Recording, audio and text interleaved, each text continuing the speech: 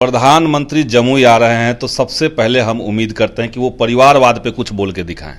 और मोदी जी ने चुना है बिहार में सबसे पहला सीट जहां वो प्रचार करेंगे वो जमुई को चुना है।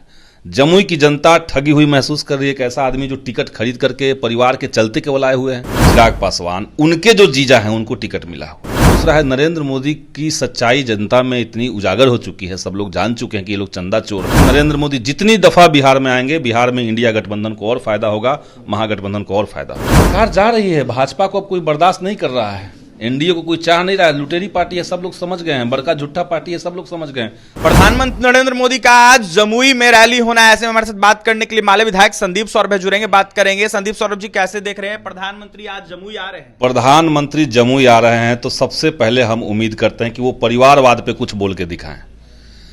स्वर्गीय रामविलास पासवान जी का जो बेटा है चिराग पासवान, उनके जो जीजा हैं उनको टिकट मिला हुआ है।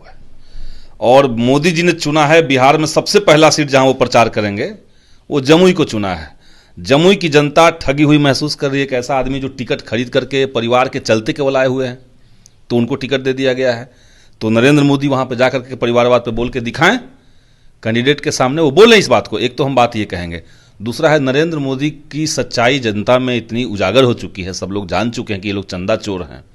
इलेक्टोरल बॉन्ड के माध्यम से जिस तरीके से देश को लूटा गया है, तो ये जनता जान रही है। नरेंद्र मोदी जितनी दफा बिहार में आएंगे, बिहार में इंडिया गठबंधन को और फायदा होगा, महागठबंधन को और फायदा होगा। ये लोग कह रहे हैं मोदी लहर है, मोदी लहर है। 40 लहर होता तो बताइए कि दिल्ली के चीफ मिनिस्टर जो सिटिंग सीएम है उनको जेल में डालना पड़ता, झारखंड के सीएम को जेल में डालना पड़ता, देश भर के जितने विपक्षी पार्टियां हैं सबके लोगों को किसी न किसी तरीके से फंसा करके जेल में डालने की साजिश करनी पड़ती। बिहार में एक अच्छी सरकार चल रही थी, उनको ईडी सीबीआई या क्या ब्लैकमेल करके नीतीश जी को तोड़ के लेके चले गए। तो कोई लहर नहीं है, बल्कि इनके ऊपर जनता का कहर है। तेजस्वी यादव पर भी नजर है, कहा जा रहा है इन लोगों का। वही मैं कह रहा हूं ना कि जब चुनावी मैदान में आप नहीं जीत पाते हैं तो आप साजिशों के बल पे, सत्ता के इस्तेमाल से किसी न किसी पे नजर बनाते हैं और उसको साजिश में फंसाते हैं। ये कोई राजनीति थोड़ी है जो मोदी जी कर रहे हैं। अभी चुनाव लड़ रहे हैं, हम लड़ रहे हैं नालंदा में, और भारी बहुमत से हम लोग को जनता वहां पे जिताएगी। बिहार में कितने सीटों पर परचम लड़ाएंगे महागठबंधन? महागठबंधन बिहार में सभी सीटों पर क्लीन स्वीप करेगी। यहाँ पे जो कह रहे हैं लोग भाजपा वाले कि 40 पार कर जाएंगे, 40 सीट, 40 का 40 ले आएंगे, 4 सीट के उनको लाले पड़ने जा रहे हैं। आप देखिएगा देश में किस तरीके का प्रदर्शन कर रहे हैं। सरकार जा रही है, भाजपा को अब कोई बर्दाश्त नहीं कर रहा है, एनडीए को कोई चाह नहीं रहा है। लुटेरी पार्टी है, सब लोग समझ गए हैं, बड़का झूठा पार्टी है, सब लोग समझ गए हैं।